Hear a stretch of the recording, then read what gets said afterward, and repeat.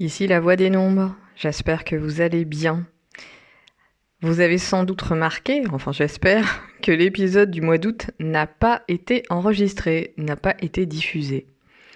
J'ai d'autres émissions sur le feu, enfin une autre émission sur le feu, et si tu es abonné sur ta plateforme d'écoute habituelle, tu as pu voir que dans le podcast Fréquence E, il y avait une troisième émission qui était apparue, le Talk des étincelles. L'émission collective des entrepreneurs qui font partie du réseau et du collectif de travail Les Étincelles. Voilà. Donc, ce premier épisode, il y en a un deuxième d'ailleurs qui est en ligne au moment où je te parle. Et devine de quoi parle ce deuxième épisode? Du pouvoir. Un deuxième épisode qui a été enregistré au lendemain des élections législatives, donc début juillet. J'avais besoin, personnellement, avec ce mois de juillet ultra intense, de parler de ce mot, de se réapproprier ce mot qui souvent est laissé aux mains d'autres personnes ou d'autres structures, d'autres entités. Comme tu veux, tu vois à qui tu laisses ton pouvoir. Justement, cet épisode parle de ça, donc je t'invite à aller l'écouter. C'est l'épisode 2 du Talk des étincelles. Qu'est-ce que ça veut dire, le pouvoir pour toi? Et évidemment, on l'aborde, chacune l'aborde avec son prisme. Mais moi, ça partait de cet élan lié au lendemain des législatives. Et donc là, nous voici au mois de septembre, la transition est toute trouvée. Septembre 2024, ça fait longtemps que je te répète très souvent, que le mois de septembre et octobre sont des mois très spécifiques. Septembre résume l'énergie de l'année. Septembre est un mois 8. Dans une année 8. Donc, nous sommes dans cette année 8 qui parle justement de pouvoir, de transformation, de puissance, mais donc aussi de prise du pouvoir, d'écrasement du pouvoir, d'enlèvement du pouvoir, bref, tout l'inverse de la notion de pouvoir. Et donc, le mois de septembre nous rappelle à ça. Est-ce que j'ai besoin de détailler tous les faits d'actualité, qu'ils soient en interne dans notre pays, qu'ils soient transverses, qu'ils soient internationaux, ou là, en ce moment, tout ce qui nous traverse, même depuis au-delà de l'année 2024 d'ailleurs, puisque c'est tous les sujets collectifs qui sont sur la table, eh bien ça continue, il y a comme une montée en puissance d'ailleurs des sujets, et si on regarde même certains dossiers qui ressortent, il y a des dossiers qui dépassent même notre capacité d'ailleurs à écouter, regarder, recevoir. Ça vient percuter notre capacité, notre fenêtre de tolérance, comme on pourrait dire. Et donc, il y a vraiment ici tout le rapport à ce dont on est capable. La notion de capacité. Justement, la notion de pouvoir. Qu'est-ce que je peux recevoir? Et donc, c'est comme si notre système nerveux, là, était en permanence braquage sur braquage. Il y a quelque chose comme ça qui est entraîné, mais surtout dépassé. Donc moi, je t'invite à regarder à quel endroit justement tu es dépassé par des événements, des situations nationales, internationales, locales, qui peuvent t'impacter et peut-être te faire dépasser ta fenêtre de tolérance. Et tout ça revient aussi à la notion d'information, de médias, de consommation d'informations, de réseaux sociaux, de notre habitude à être présent sur ces espaces. Et donc c'est ce qui fait que ça rend les événements complètement indigestes. Et en même temps, les événements eux-mêmes sont complètement indigestes, viennent braquer eux-mêmes notre système nerveux, viennent braquer notre corps, viennent nous créer nous créer des émotions, mais qui nous dépassent, qui nous submergent, voire même qu'on n'a peut-être jamais ressenti. Tellement les dossiers sont énormes pour nous faire réagir sans doute Alors c'est là que le libre arbitre arrive, justement, la notion de pouvoir. Qu'est-ce que toi tu as envie de faire? Où est-ce que tu as envie d'être? Où est-ce que tu as envie d'incarner ton pouvoir? Où est-ce que tu ne peux pas y aller parce que c'est trop pour toi par rapport à ton histoire, par rapport à telle ou telle situation que tu as vécue, par rapport à l'état dans lequel tu es aujourd'hui? Voilà, comment en fait, finalement, l'énergie 8 peut aussi, le collectif peut aussi nous imposer son propre rythme. Et ça, c'est aussi un effet que tu peux voir toujours aux rentrées scolaires, ce mois de septembre qu'on appelle la rentrée, alors que tout le monde ne fait pas sa rentrée. Voilà, c'est une dynamique sociétale collective qui impose aussi son rythme. Et donc là, ça fait un effet, ça peut jouer un effet sur toi si tu pars en vacances, si t'es pas parti justement en vacances et que du coup on te parle de rentrée, toi tu vois même pas de quoi il s'agit. C'est ces effets-là, quand le collectif commence à peser. Et donc ça, c'est un effet qu'on peut avoir ressenti toute l'année 2024, qu'on peut avoir ressenti toute sa vie, qu'on peut ressentir de manière exacerbée en ce moment. Comme s'il devait jaillir quelque chose de nous, un réveil, une transformation. Tout ça, c'est aussi des mots. Une mutation, ce sont des mots de l'énergie 8 qui nous invitent à aller justement regarder où est-ce que on n'a pas muté, où est-ce que on n'affiche pas les couleurs, où est-ce que on dénigre notre ambition parce qu'on nous a dit que c'était un mot qui était réservé, je sais pas, à la Startup Nation, j'en sais rien. Où est-ce qu'on prend pas nos responsabilités? Où est-ce qu'on n'amène pas des zones de progrès parce qu'on est en train de se faire envahir par des injonctions à faire ci et faire ça à la rentrée, alors qu'en fait on a des dossiers nous aussi sur la table et qu'il y a besoin d'amener cette notion de progrès. C'est toutes ces questions-là, en fait, le mois de septembre, c'est un résumé de l'année. Donc en fait, là où t'as pas occupé ton pouvoir, eh bien il y a peut-être quelqu'un. Eh bien, il y a peut-être une structure. Eh bien, il y a peut-être une énergie qui prend de la place, qui occupe l'espace.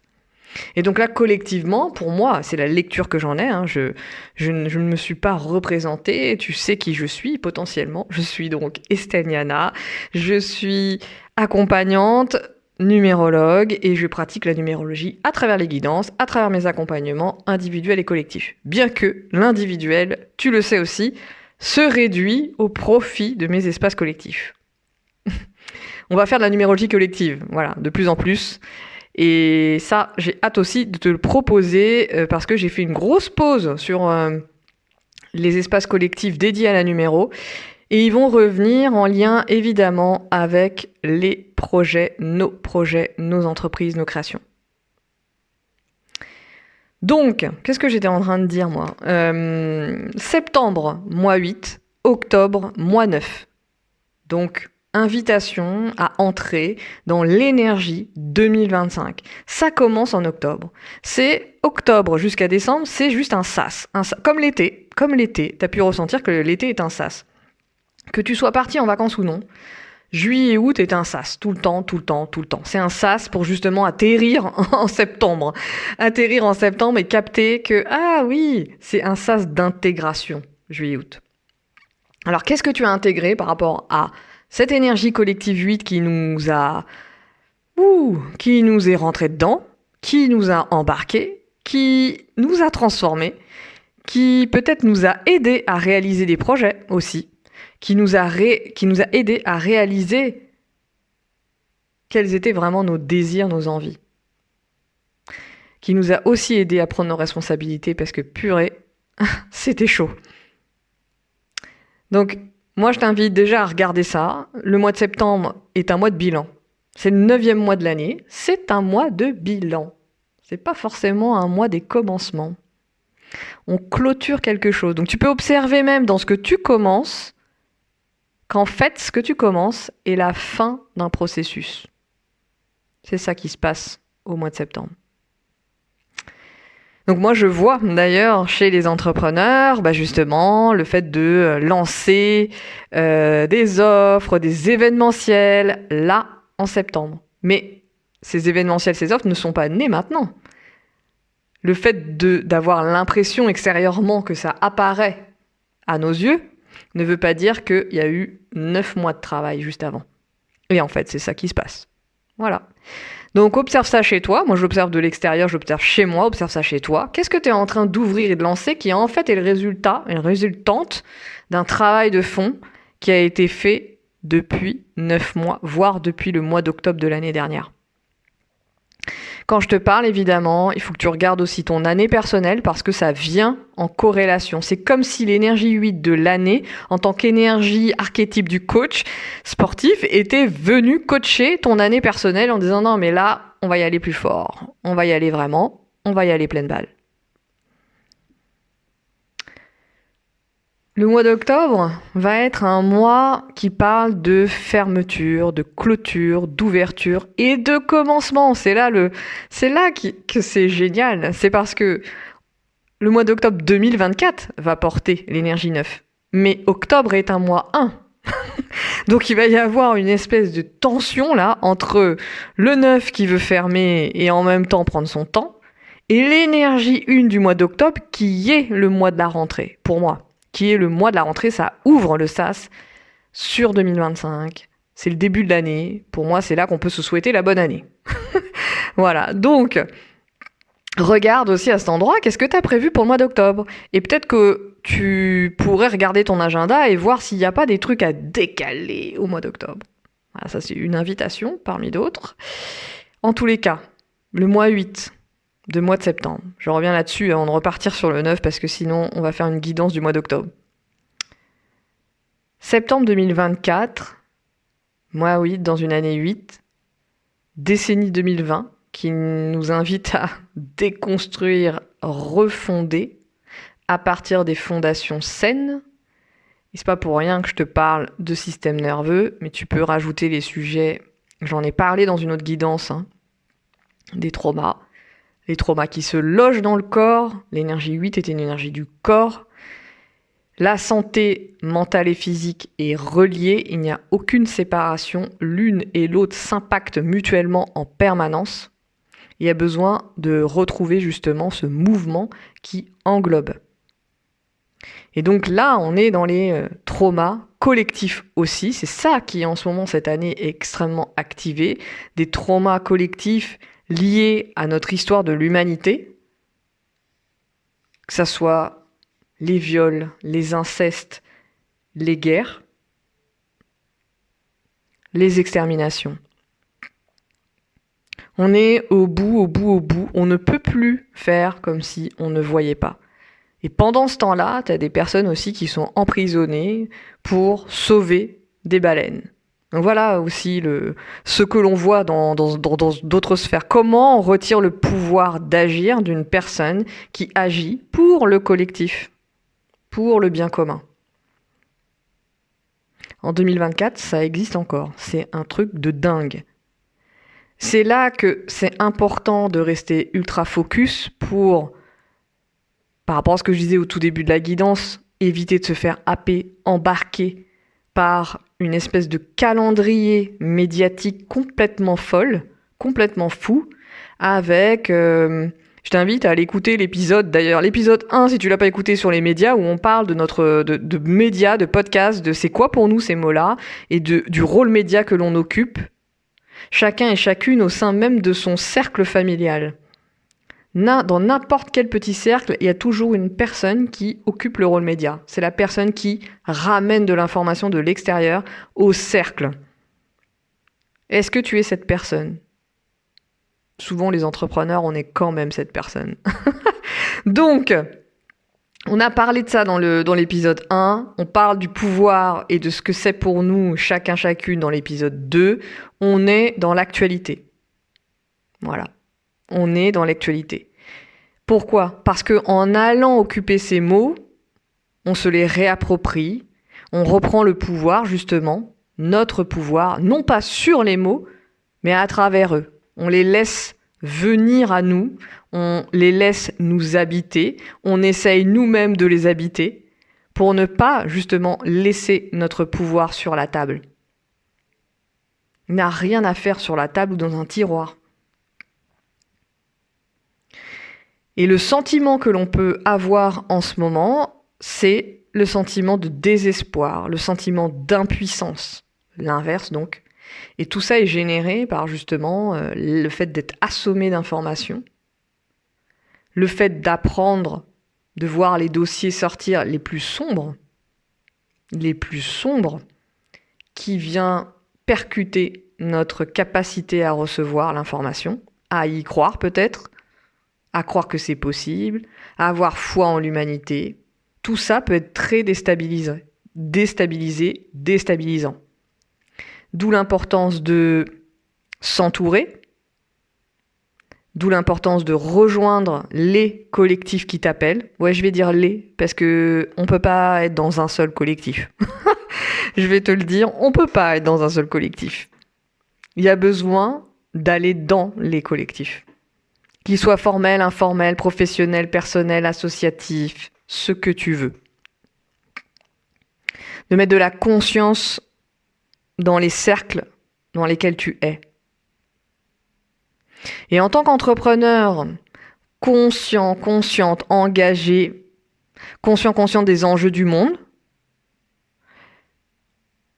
politisé, entrepreneur qui prend la parole, qui ose sa voix, qui annonce sa vision, qui annonce la couleur, il y a encore plus besoin d'être soutenu, justement, par rapport à ce à quoi tu crois, par rapport à ta vision, d'être soutenu dans ta vision, d'être soutenu dans ta posture, de sentir qu'en fait, on tient l'espace. Nous tenons l'espace avec toi. Pour moi, c'est l'enjeu de l'année. Et devine quoi? L'année 9, c'est l'année des communautés. Donc voilà. Le lien est fait, donc moi je t'invite. J'avais fait un post, je sais plus si je te l'ai dit ici. Je suis communautariste. C'est un mot, pareil, qui a été, je sais pas, qui est devenu un mot-clé négatif. On a fait de la communauté quelque chose de négatif. Et même du mot, quelque chose de négatif. J'ai envie de te dire, à partir du mois d'octobre, les communautés, ça va être la norme. Mais parce que c'est foncièrement nous. Et ça, on peut remonter à tous ces sujets qui sont apparus pendant la période 2020-2022, où on s'est rendu compte que, ah bah oui, on avait besoin de lien social. Ah bah oui, on pouvait pas rester derrière notre ordi, que les visio apéros, ça avait quand même ses limites. Etc., etc. Et donc, cette notion de communauté, c'est ce qui va apparaître en fait. Et ce qui est déjà en train d'apparaître. C'est ce qui est en train de grandir. Et c'est pour ça que je t'invite à regarder, est-ce que tu te sens faire partie de la communauté humaine déjà? Une des communautés, c'est la communauté humaine. La communauté de ton pays, la communauté de tes parents, la communauté de ton territoire, la communauté de ton milieu professionnel. Est-ce que tu te sens faire partie d'eux?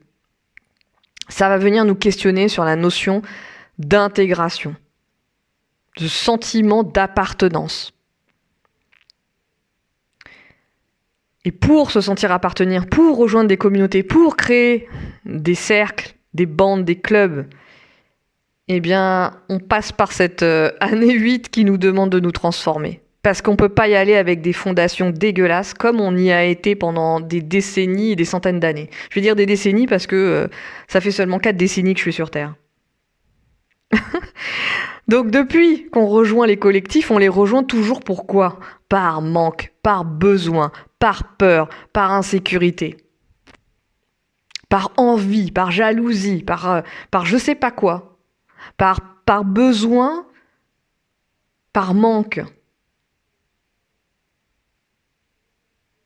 Là, on va y aller avec une autre énergie. Justement, imagine une communauté où toutes les personnes qui la rejoignent sont en pleine possession de leur pouvoir, conscientes de leur capacité d'action, de leur capacité d'agir, conscientes de leur abondance, du fait qu'ils ou elles génèrent la vie, génèrent la création à chaque mot parlé, à chaque mot envoyé dans l'espace. Conscientes de leur pouvoir de réalisation, de concrétisation dans la matière, de leur pouvoir de métamorphose de mutation qui annoncent leurs ambitions. Imagine une communauté où tu baignes avec des personnes qui sont conscientes de tout ça, qui vibrent cette énergie et qui sont pas là pour te donner des consignes, te donner des ordres, pour te passer leur peur. Bien au contraire, qui sont là pour les poser sur la table avec toi. Imagine une communauté d'humains et d'humaines comme ça. Imagine. Moi j'imagine très bien. Et c'est exactement ce que j'essaye de faire avec les étincelles. Je me sens chef de village, créatrice de village. Bon, je sais pas si ça existe, mais c'est cette dynamique-là. Et si on est plein à créer des villages, qu'est-ce que ça devient ? Eh ben, ça envahit le monde. Il faut bien commencer quelque part, à notre échelle, avec notre expérience et notre histoire, notre individualité et notre conscience collective. C'est de ça dont il s'agit. On fait du « et ». C'est pas ou l'individuel ou le groupe, c'est du « et », parce que c'est comme ça qu'on est foncièrement, qu'on fonctionne humainement. Sauf que les violences sont passées par là, qu'elles soient économiques, physiques, sexuelles, psychologiques, et j'en passe. Et donc les violences, qu'est-ce que ça fait ? Ça isole. Ça amène de la honte, ça crée de la honte toxique. Ça isole, ça sépare. Et tant qu'on n'a pas travaillé là-dessus, tant qu'on n'est pas en mesure de le faire d'ailleurs, tant qu'il n'y a pas des gens qui ont compris ça et qui ont processé et qui se sont formés à tout ça, parce que ce sont des vrais sujets qui demandent des formations sérieuses et longues, eh bien, on reste avec ça, en tant qu'humanité. Et donc, du coup, on se met en relation par peur, insécurité, etc. Manque. C'est pas conscient. Sauf que c'était pas conscient. Sauf qu'aujourd'hui, ça l'est. On le sait. Moi, je le sais. Enfin, moi, je le sais dans le sens quand je fais ce genre de choses. Quand je fais par manque, par peur, etc. Bien sûr que je le sais. Donc, je t'invite à regarder ça. Qu'est-ce que tu rejoins par peur, par manque, par insécurité ? Ça ne veut pas dire qu'il faut changer demain de manière drastique, je t'invite juste à observer. C'est parce qu'on observe ce qui se passe, la part en nous qui agit comme ça, qu'on peut commencer à discuter. Qu'on peut commencer à faire discuter les différentes parts en nous. Alors l'ombre de cette énergie, c'est quoi ? Je sais pas, est-ce que je peux parler du gouvernement ou pas ? Du président ou pas ? Voilà, t'as compris, on est à cet endroit. On a un président, un gouvernement, des élites politiques, je les appelle comme ça, je sais pas comment les appeler. Les élus, les non-élus, parce qu'il y a des élus, il y en a qui sont pas élus. Les élites financières, économiques et politiques. Qui justement s'approprient le pouvoir. Et en fait, ce qui se passe quand on prend tout le pouvoir pour soi, on éteint la lumière. On éteint la lumière. Si le coach sportif pense que c'est lui qui va tout faire le match, il éteint la lumière chez les joueurs et les joueuses.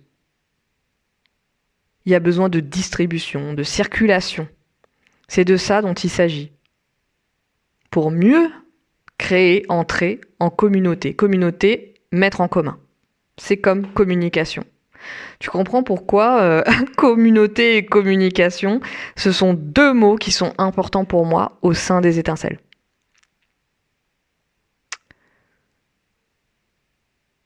L'ombre de l'énergie 8, c'est le fait de persister. Est-ce que tu vois quelqu'un là qui persiste à l'échelle collective ? Est-ce que tu vois plusieurs personnes même qui persistent ? Moi j'appelle ça la résistance, qui refusent la mutation, qui refusent le changement. Et pourtant qui sont venus nous dire, en marche, qui nous sont venus nous dire, on va vers autre chose. Non, on va pas vers autre chose, on va vers le passé. Donc persistance, il y a cette notion de persister, il y a la notion de désorganisation, de foutre le bordel. Donc quand j'entendais Ségolène Royal vouloir présenter sa candidature sans avoir discuté même avec le président ni avec personne, et dire je suis la première ministre de l'anti-désordre. Ouais, c'est ça. Je suis la première ministre de l'anti-désordre. Waouh. Euh, Ça peut pas se passer comme ça en fait. Là, on est tous en train de muter, donc c'est le bordel, c'est le chaos et c'est le mouvement de la vie. Création, voilà, création, chaos. Enfin, les gens ont besoin d'aller faire, je sais pas moi, d'apprendre ce genre de base. Dans l'autre énergie, je te parle de persister, il y a aussi le fait de cristalliser. Vraiment, c'est même dans le même sens que métamorphose, hein. C'est comme si le papillon, la chenille, refusait de muter, se métamorphoser en papillon. Et du coup, elle se fige. Ça aussi, c'est un des effets que tu peux voir à l'œuvre collectivement, le figement, où tu peux le voir aussi personnellement. Ça, c'est quand justement ton système nerveux est braqué, quand ta fenêtre de tolérance est dépassée. Ça, c'est un des effets, le figement. Restez comme ça. Restez, moi je veux le dire, restez assis sur ses positions, camper sur ses positions. Est-ce que tu vois quelqu'un dans l'espace public qui a cette position-là? Voilà. Donc il y a des personnes qui peuvent rester dans l'ombre. Mais nous aussi, on reste dans l'ombre de cette énergie plusieurs fois dans la journée, plusieurs fois dans l'année, etc. Donc pour moi, ce que l'on voit à l'échelle étatique, et je vais rester à cette échelle-là parce qu'elle est déjà assez lointaine, hein, lointaine dans le sens où on n'est pas proche de l'Élysée, quoi, en tout cas des personnes qui y sont. Quand tu observes ça, comme on dit, hein, on est dans une démocratie représentative. Donc qu'est-ce que ces gens que nous avons mis au pouvoir disent de nous? Là, je vais taire ma partie vénère que je peux avoir vis-à-vis de tout ça au premier degré, au premier plan, au plan humain. Mais il y a d'autres plans à aller regarder. Au plan symbolique, au plan énergétique, tu peux regarder ça comme ça. C'est te dire, ok, là, on est juste devant un miroir. Ce sur quoi on est en train de fixer, faire une fixette, de se fixer, de cristalliser, de mourir. Parce que quand on est dans cette énergie-là, le papillon, là, s'il reste comme ça dans sa chrysalide, il va crever. Il va manger tous ses nutriments, il va consommer tous ses nutriments, il ne va pas pouvoir se ressourcer. Il est emprisonné dans sa chrysalide, justement. Comme d'autres sont emprisonnés dans leur rôle social, dans leur rôle, je ne sais pas dans quel rôle, leur rôle professionnel. Et donc on peut observer ça aussi. C'est-à-dire que tu peux peut-être avoir autour de toi, tu peux avoir ça dans tes clients-clientes, des personnes qui s'empêchent de muter, s'empêchent de bouger. Et ça, on peut le retrouver beaucoup, de manière un peu plus massive peut-être dans la génération de nos parents. Quand je parle de la génération de nos parents, je vais prendre très très large. Moi, mes parents, ils ont entre 70 et 80 ans. Mais je vais prendre entre 60 et 90 ans. Voilà, je vais prendre les 30 ans comme ça, de cette génération. On va peut-être retrouver plus de cristallisation, de persistance, de résistance à cet endroit-là. Mais on va le retrouver partout en nous aussi, et dans des endroits divers et variés. Ce fameux « c'était mieux avant », retour du passé, empêcher l'immigration, la circulation donc des gens, des humains et des hommes et des femmes, des enfants sur la planète. C'est quand même le premier mouvement de base, le fait qu'on circule, qu'on se déplace sur la planète. Et donc après, ce que tu vas retrouver dans l'ombre du 8, c'est le fameux triangle de Cartman. J'ai l'impression que ça fait longtemps que j'en ai pas parlé, mais bon, c'est le triangle de toute l'année. Hein. Victime, sauveur, bourreau. Bon, voilà, tu peux voir ça. Moi, je t'invite, dès que t'entends quelqu'un parler, de regarder un peu à quel endroit il se situe dans ce triangle. Est-ce que toi-même, tu te situes dedans, d'ailleurs ? On va y rentrer, on en sort. Quand moi, je suis énervée, j'ai l'impression, justement, de me sentir victime de la situation. Or, je sais très bien que j'ai le pouvoir d'en sortir. Et c'est un processus que je vis depuis plusieurs années, de dire je sors d'un certain système alors que j'ai été hyper contributrice du système. Très clairement. Donc, en sortir, c'est pas une décision que je prends en une fois. Je vois tous mes retours en arrière. Par contre, là, comme ce processus continu et qui me fait travailler, il y a des décisions qui sont claires. Il y a des décisions qui sont actées. Il y a des choses sur lesquelles je ne reviendrai plus en arrière. Ça m'empêche pas de plonger dans le triangle quand j'entends l'annonce du Premier ministre. Enfin, j'ai pas encore écouté son discours, mais j'ai vu la passation et déjà, ça m'a fait extrêmement vriller. Quand je passe en mode sauveuse parce que sur mon compte Insta, j'ai besoin d'en parler. J'ai besoin d'en parler tout le temps. Je deviens bourreau parce que je vais saouler les gens, par exemple. Parce que je vais leur dire qu'ils n'ont pas compris, que c'est grave. Etc., etc. Et bien là, maintenant, j'arrive à en sortir et je reviens chez moi. J'arrête d'aller dans ce triangle dans lequel je m'enferme, qui me bouffe toute mon énergie, qui fait que je ne peux plus être focus. Focus sur quoi ? Focus sur mes projets, mon entreprise, ma santé, mes relations, les relations qui comptent, mon entreprise, ma maison, mon sommeil, etc. Donc ça, c'est ça être au pouvoir. C'est être dans son Élysée, quelque part. Donc est-ce que tu es dans ton Élysée ? Est-ce que ton Élysée rayonne, fait circuler, reçoit du monde, etc. Est-ce que c'est safe là-dedans, là ? Donc, pourquoi je te parle de ça ? D'être focus sur nos projets ? Parce qu'il est temps, il est grand temps, quand je parle d'oser sa voix, de créer nos projets, c'est pas pour rien, c'est pas juste pour un travail, c'est pas juste pour faire de l'argent, c'est pas pour payer ses factures. Tout ça, c'est compris dedans, évidemment. Mais je sais que je m'adresse à des personnes qui sont des moteurs du changement, qui inventent des métiers, des activités hybrides, qui osent quitter des domaines connus, confortables, pour aller ailleurs, embrasser d'autres voies. Et c'est pas juste par défaut, juste parce qu'on ne veut pas être salarié. Ça n'a rien à voir avec ça, même si là, il y a un sujet aussi. On est en train de créer des nouvelles voies, de tracer des voies dans le sol, des sillons, pour que d'autres gens nous suivent. Et on se rassemble pour soutenir nos visions qui sont toutes reliées d'une manière ou d'une autre à un endroit ou à un autre. Pas pour rien qu'on est connectés ensemble. Et à un moment donné, il est l'heure de se dire que mais c'est vrai en fait, les femmes n'ont pas le pouvoir, les personnes dites minorisées n'ont pas le pouvoir, les personnes dites racisées n'ont pas le pouvoir. Qu'est-ce qu'on fait ? On continue à lire la sociologie, à faire des constats ?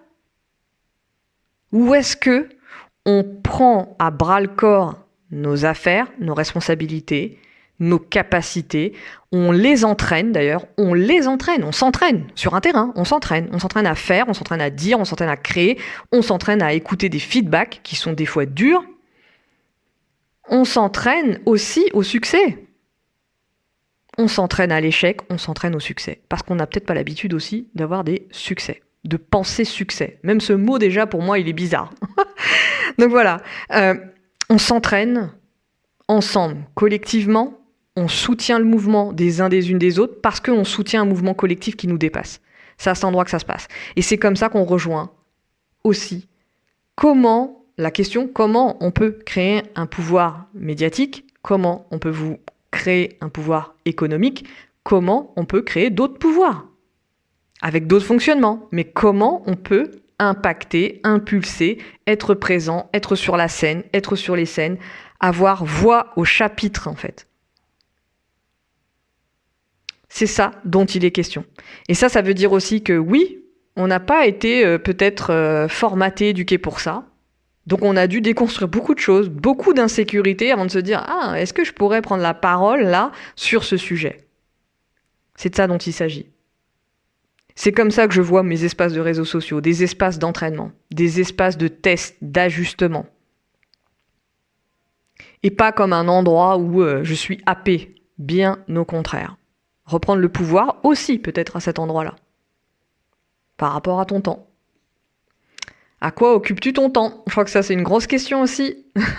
Est-ce que tu es 100% avec tes clients toute la semaine ou est-ce que tu as du temps pour être et travailler sur ton entreprise, tes projets, ta stratégie, etc., etc. C'est de ça aussi dont il s'agit. Voilà toutes les questions, hein, je te les mets, je te les propose, je t'invite à y réfléchir, je t'invite à me faire des retours, à me dire si ça t'a parlé, à me dire si c'est venu peut-être re-questionner un fonctionnement ou le programme de ta rentrée. Comment tu vois ce mois 8 du mois de septembre qui a commencé? Et on se retrouve pour la guidance du mois d'octobre avec la nouvelle année, la nouvelle énergie qui s'ouvre, une énergie de communauté, d'ouverture, d'accouchement, de gestation donc, de vide et de plein, de vie et de mort. Mort collective, mort symbolique, mort sociétale, mort de nos fonctionnements, parce qu'on est prêt à accueillir aussi ça. On est prêt à accueillir aussi le vide. Alors je ne sais pas quel vide il va se présenter. Est-ce que c'est le vide du siège du président de la République? Je ne sais pas. Ou un autre siège? Je ne sais pas. Mais c'est de ça dont il s'agit. Et d'ailleurs, tu peux même le ressentir. Moi, en tout cas, je l'ai ressenti cet été, là, dans ce brouhaha de on laisse un gouvernement démissionnaire. J'ai senti le vide. Il n'y avait personne là, présent. Et c'est assez vertigineux. Pourquoi? Parce qu'on a l'habitude d'avoir, même si on aime ou on n'aime pas les gouvernements successifs, les présidents et compagnie, on a l'habitude d'avoir des gens qui font le taf. Et là, quand il n'y a plus personne, c'est quelque chose qu'on peut ressentir. Et donc moi, j'ai beau dire à nous de prendre le pouvoir, c'est pas pour ça que ça me fait pas peur. Parce que je sais pas ce que ça veut dire concrètement, à ce niveau-là. Quand on pense échelle pays, mais même une échelle de ville, quand on réfléchit aux personnes qui sont maires d'une ville, c'est quand même compliqué parce que beaucoup de choses reposent sur une personne. D'où le 9 qui arrive avec la notion de communauté, avec la notion de gouvernance collective et partagée, de collaboration, de relations transversales, etc. C'est tous ces sujets qui sont en train d'arriver. Et donc, j'ai hâte, moi, de les prendre à bras-le-corps et de parler de ça vivement. Donc, je trinque, je sais pas pourquoi je dis ça, mais je trinque à ta puissance, je trinque à ta transformation, je trinque aussi à ta résilience. C'est le mot-clé aussi qui va avec l'année. Résilience. Regarde, quand je te parlais tout à l'heure de système nerveux, de trauma, de dossiers qui viennent nous braquer le système nerveux, t'imagines la dose, le niveau, je sais pas comment dire, de résilience que l'on a, nous, humains, humaines, humanité? On est en train de faire le taf, hein, et ça demande beaucoup d'énergie. Donc moi, je t'invite à manger, à bien dormir, à bien manger, à te nourrir des bons nutriments, macronutriments, micronutriments. Ouais, j'ai appris ces mots aussi. Je t'invite à prendre soin de toi à ta façon, pas à la façon dont on te... Voilà, aux injonctions habituelles. À te relier, à venir me parler. Et je te dis à bientôt.